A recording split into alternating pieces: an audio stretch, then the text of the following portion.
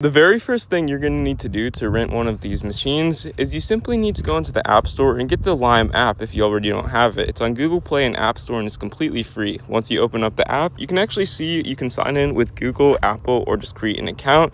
And as you can see, we can view the zones as well as where the scooters and bikes are on this app. Now, in this case, I'm right next to a bike, so you're going to click on the scan option right here. It works the same for the scooter. And as you can see on the very top middle of the machine, you basically want to scan whatever QR code is right here. Now, once doing so, it'll actually bring you to this page like so, giving you info on how to use it, whether it be a scooter, bike, and maybe you take a safety quiz if you have not done that already.